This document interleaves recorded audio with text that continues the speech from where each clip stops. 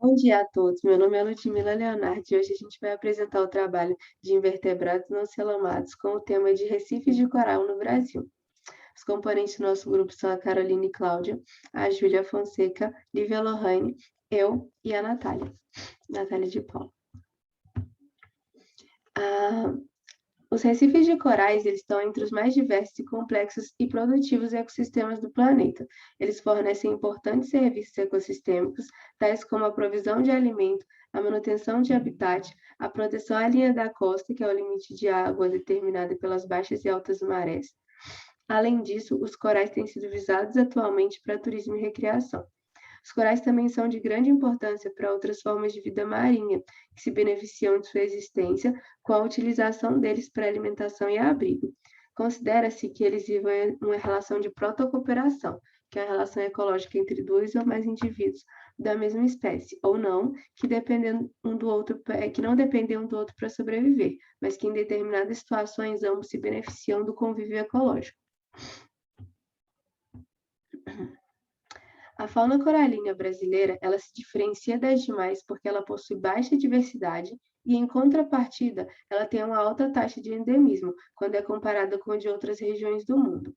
Ela é majoritariamente composta por formas maciças construtoras de recife, chamado de hermatípicos. Algumas espécies de hidrocorais zooxantelados, que são corais que vivem em uma relação, e algumas espécies de corais zooxantelados, que eles viviam em relação simbiótica com algo unicelular zooxantela. Ela também tem como característica a ocorrência em águas com alto grau de turbidez, quando são comparadas aos recifes de outras regiões do planeta. Aqui eu coloquei algumas imagens para exemplificar a diversidade dos corais brasileiros, com aqui todas as possibilidades, com algumas possibilidades de corais e com inclusive as mais endêmicas, né, no Brasil. A história geológica. A história geológica dos recifes brasileiros ela é melhor conhecida através do trabalho desenvolvido pela Zelinda Leão e os colaboradores, que são da Universidade Federal da Bahia, e é datada do início de 1980. A história geológica do período quaternário indica que os recifes de coral atuais eles só começaram a crescer há 8.000 anos, quando o nível do mar se elevou e inundou toda a plataforma continental. Os corais hidrocorais, algas calcárias e outros organismos foram crescendo em direção à superfície do mar e construindo uma estrutura rochosa com seus esqueletos. Essa estrutura serviu de base para a fixação de outros organismos e assim os recifes foram se formando. Segundo os estudos realizados durante uma perfuração feita no Recife de Coroa Vermelha, na Bahia, os recifes cresceram acompanhando a subida do mar. Os recifes de coral de profundidade foram descobertos em diversos países do mundo, inclusive no Brasil, e eles abrigam inúmeros recursos biológicos e econômicos. São considerados hotspots de biodiversidade, fornecem recursos para a pesca e bioprosperação e a ciência. Há evidências de que espécies de peixes economicamente importantes são maiores e mais abundantes nos habitats coralinos de profundidade do que em ambientes não coralinos. Os recifes brasileiros ocupam uma área extensa ao longo de 300 quilômetros da costa e são os únicos recifes de coral do Atlântico Sul tão grandes quanto as ameaças que esses vêm sofrendo. Uma das principais ameaças ao desenvolvimento é o desenvolvimento crescente e acelerado das zonas costeiras e o excesso de exploração de seus recursos. Agora eu vou passar a palavra para a Natália para explicar um pouquinho mais. Bom dia, eu vou falar um pouco sobre os problemas atuais.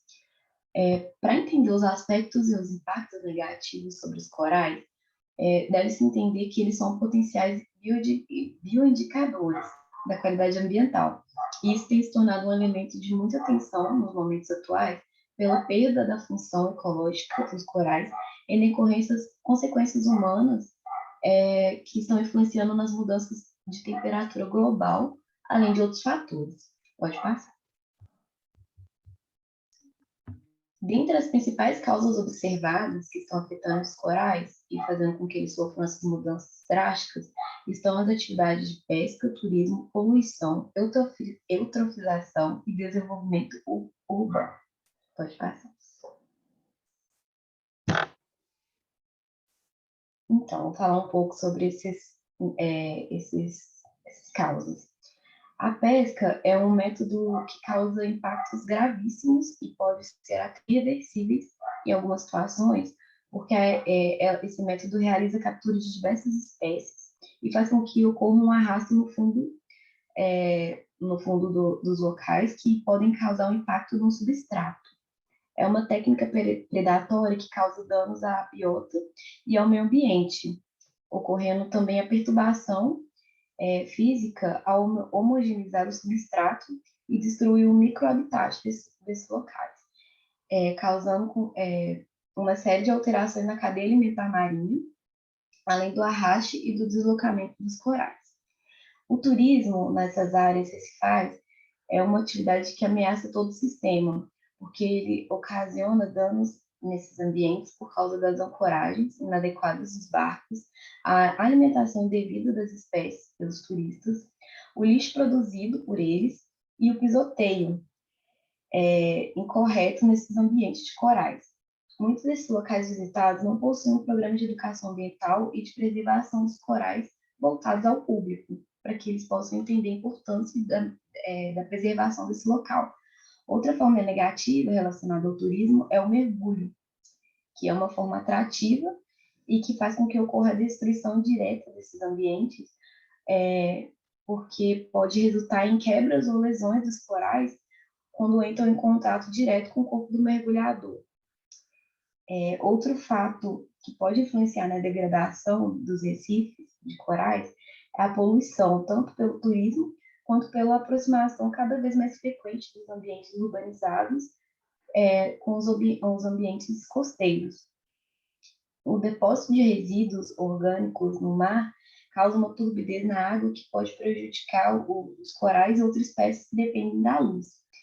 E nesses ambientes, né, nessa aproximação, é possível notar a presença de despejo de esgoto, resíduos sólidos, vazamento de óleo, de embarcações, entre outros motivos. Pode passar. Um problema constante que também está relacionado aos impactos negativos aos corais é o derramamento de óleo.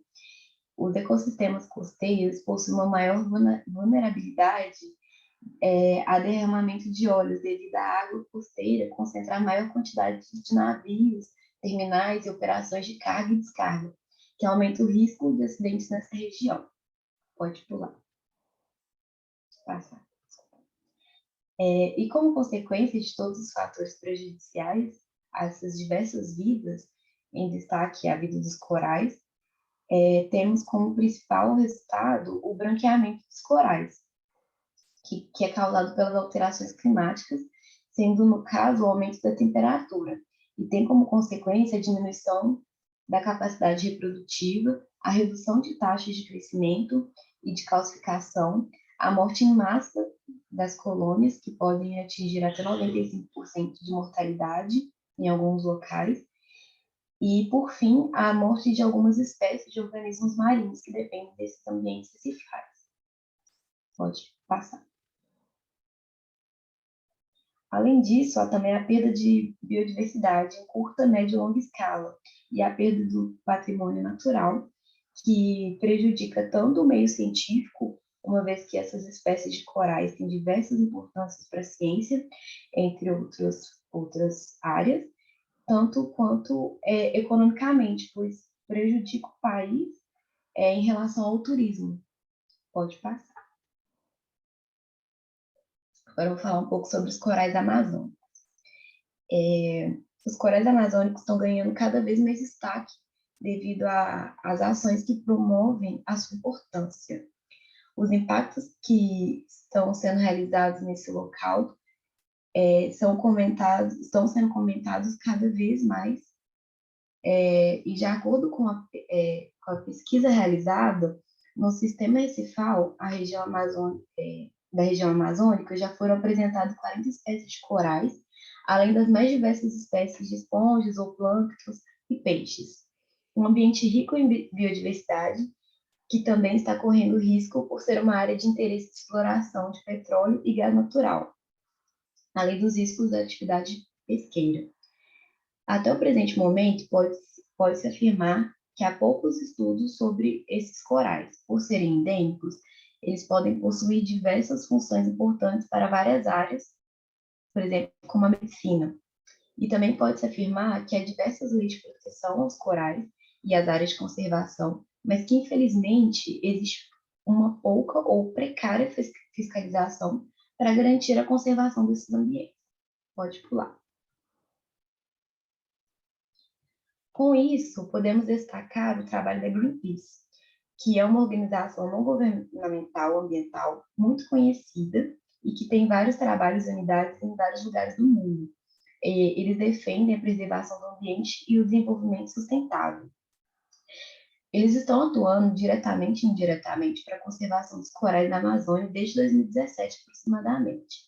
E eles criaram uma campanha chamada Defenda os Corais da Amazônia, que tem o objetivo de impedir as empresas petroleiras a explorarem a região próxima a esse único ecossistema, que são os corais da Amazônia.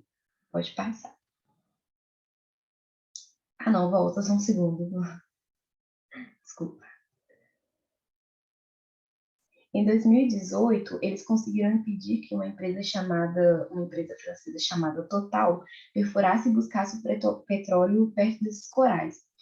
A vitória desse ecossistema foi tanto para o local quanto para mais de 2 milhões de pessoas ao redor do mundo que apoiaram essa campanha, demonstrando como a mobilização social é importante para a preservação desse meio ambiente.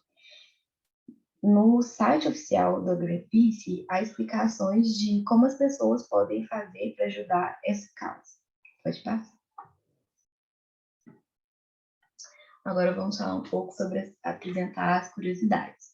Como curiosidade número 1, podemos citar que antigamente os corais, principalmente em tons mais amarronzados, eram objetos de decoração de casas e também eram transformados em colares, pois eles eram vistos como objetos possuidores de propriedades mágicas e transmitiam uma condição sociocultural ao usuário, não só pela dificuldade de trabalhar nesses materiais, mas pelo fato de serem importados e tidos como exóticos. Em Portugal, acreditava-se também que o coral protegia as mulheres próximas do parto e que possuíam poderes profiláticos e simbologia de longevidade. Pode passar. O seu significado vai de acordo com a época, o local, a cultura, como, por exemplo, para os africanos, os corais eram vistos, ele tinha uma qualidade de amuleto, principalmente a cor vermelha, que tinha associação ao sangue, sugerindo laços de família, liagem, laços políticos, fidelidade ao rei, e o derramamento de sangue de sacrifícios cerimoniais anuais, dedicado aos seus antepassados. Para alguns, o coral era considerado uma pedra preciosa, muito em função do mito da Medusa. O coral vermelho, especificamente, era utilizado como amuleto contra o mal olhado e servia para encontrar objetos perdidos ou roubados e também curava problemas de saúde, tais como hemorragias uterinas, pulmonares, entre outros. O coral já tinha sido difundido desde o século XIII, por ser visto em várias pinturas de artistas renascentistas italianos, como representado na figura. Isso demonstra que o coral já era um artigo comercializado entre o Oriente e o Ocidente, por ser uma mercadoria bastante cara e muito apreciada. E como era visto, como os corais eram vistos como um amuleto, eles eram utilizados inclusive por membros da igreja. Pode passar. A segunda curiosidade sobre o tema é que no dia 28 de janeiro é considerado o Dia Mundial dos Corais da Amazônia e é comemorado em vários locais. E esse dia também serve para manifestar sobre os problemas atuais voltados aos corais amazônicos. Pode passar. A terceira curiosidade é que, além da Greenpeace e de manifestações e ações voltadas a criações de leis de proteção aos corais, também há outras formas de colaborar com esse tema. tais como essa biofábrica de corais, que é localizada em Porto de Galinhas, em Pernambuco, que tem o intuito de colaborar com a inovação, pesquisa, conscientização para a conservação dos corais. Pode passar. Por fim, a quarta curiosidade é uma indicação de um documentário chamado Em Busca dos Corais. Ele está disponível na Netflix e retrata entrevistas com mergulhadores, cientistas, sobre a importância dos corais, as relações dos corais com o ambiente, os impactos com imagens atuais sobre o branqueamento desses corais, entre outros assuntos que são importantes como uma forma para sensibilizar a todos e incentivar a mobilização social perante a situação.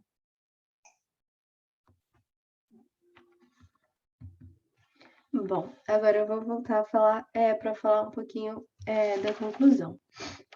A gente tem essa parte da conclusão e um videozinho no final bem rápido. Visto que no Brasil a zona costeira é considerada uma das regiões mais densamente povoadas, especialmente na região Nordeste, e a pesca é uma das atividades mais importantes do ponto de vista socioeconômico e cultural, ela também é causadora dos maiores impactos aos corais brasileiros.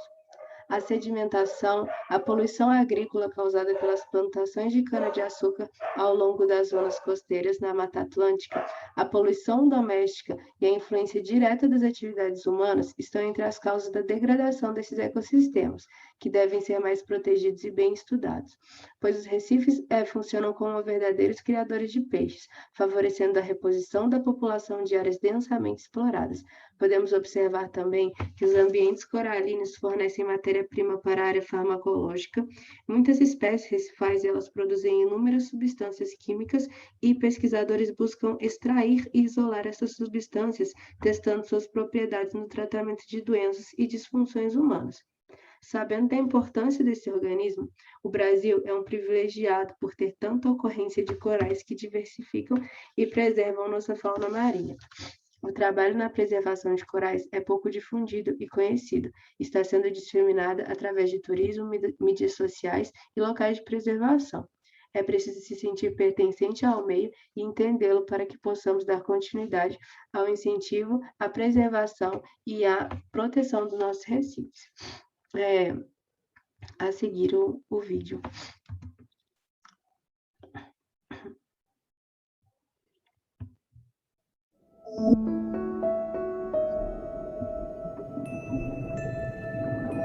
Eu sou o Recife de Coral. As pessoas acham que eu sou só uma pedra, quando na verdade eu sou uma das maiores estruturas vivas deste planeta. Eu sou tão grande que eu posso ser visto do espaço. Por quanto tempo mais? Eu venho crescendo por quase 250 milhões de anos. Daí vieram os humanos, e agora 1/5 de mim já se foi. Claro, eu moro no fundo do mar e você não costuma me ver com tanta frequência. Mas você precisa de mim. Você sabia que 1/4 da vida marinha depende de mim? Eu sou um berçário para o mar. Peixes pequenos dependem de mim para se alimentar e para se esconderem dos peixes grandes. E adivinha quem come os peixes grandes? Acertou. Você. Eu sou uma fábrica de proteína para todo o mundo. E ainda assim você aumenta a temperatura dos oceanos. E agora eu não posso mais viver aqui. E quando as grandes tempestades e tsunamis varrem o oceano, eu sou sua barreira de proteção. Mas você me destrói com bombas e me envenena com poluição. Bom, aqui vai uma ideia meio maluca. Pare de me matar.